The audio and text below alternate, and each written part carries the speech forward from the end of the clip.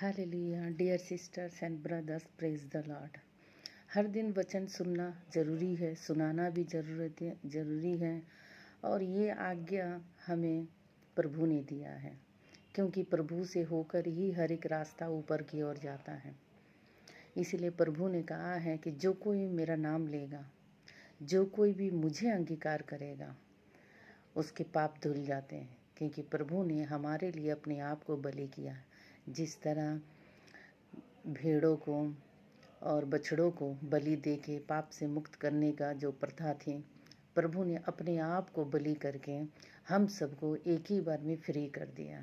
इसलिए जो कोई भी यीशु प्रभु को मानता है वो पाप से मुक्त होता है, ये गारंटी है। तो प्रभु कहते हैं कि हर दिन वचन सुनना और वचन सुनाना ये बहुत ज़रूरी है। वचन को समझना और उनके गहराइयों को जानना ये भी ज़रूरी है।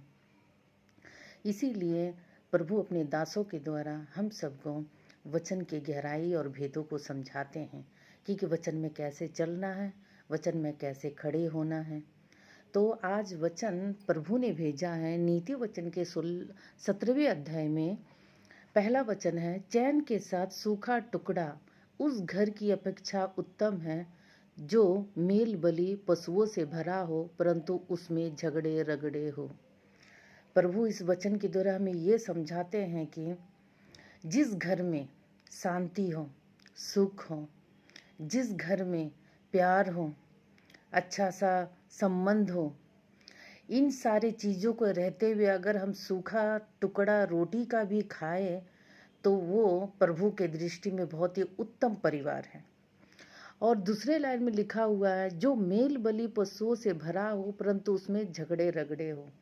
इसमें मेल बलि पशुओं का मतलब है जो मांस खाते हैं, दूध पीते हैं और अच्छी चीज़ों को ग्रहण करते हैं और कीमती चीज़ों को पहनते हैं, कीमती चीज़ों को ग्रहण करते हैं और अच्छे खाना, अच्छा पीना, अच्छा रहना सहना, ये सारी चीज़ करते हैं। लेकिन एक दूसरे से घर में प्यार ही नहीं है, मेल भाव नहीं है, सद्व्यवहार नहीं है, एक दूसरे को हमेशा चिढ़ते रहते हैं, अपने आप को अच्छा समझते हैं, अपने आप को सब दृष्टि से बड़ा समझते हैं।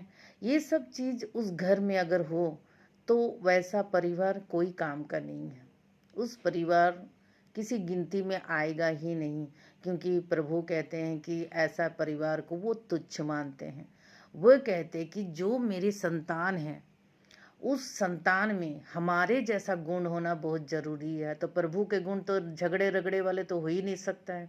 किसी से नीच व्यवहार करना, दुर्व्यवहार करना, किसी के साथ बैर भाव रखना, किसी को चिढ़ाना, किसी के लड़ाई में किसी को फंसा देना, इस तरह के व्यवहार तो प्रभु के होते ही नहीं है। तो इसलिए प्रभु कहते मेरे जैसे गुण जिसमें हो वो मेरे संतान है और मैं उसे हर समय बचाऊंगा, सही रास्ता भी दिखाऊंगा।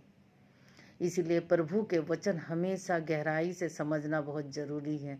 और आप लोग भी समझिए, क्योंकि बाइबल के हर एक वचन हर एक जन नहीं समझ सकते हैं। इसीलिए इस वचनों को, नीति वचन और भजन संहिता, इन वचनों में बहुत गहराई होती है। उन वचनों को समझने के लिए बहुत ज़रूरी होती है। बाकी के जो बाइबल के वचन है वो तो सीधे साधे वचन है, वो समझ में आ जाते हैं। लेकिन भजन संहिता और नीति वचन, इन वचनों को गहराइयों को जानना बहुत जरूरी। क्योंकि जब प्रभु यीशु इस दुनिया में आए थे तो उन्होंने भी भजन संहिता को ही पढ़ा था। जब वो 40 दिन का उपवास किए थे, जब उस पर पवित्र आत्मा उतरा था, जब वो पूरी तरह से प्रभु के हो गए थे उस वक्त। तो ये प्रभु के जो वचन है, नीति वचन और भजन संहिता, इनको समझना बहुत ज़रूरी है।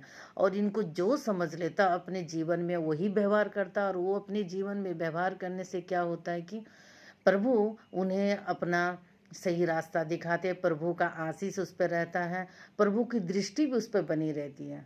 इसीलिए आप लोग भी इन वचनों को ग्रहण करिए, समझिए और शेयर भी करिए। Thank you. जय मसीह की। Have a wonderful day.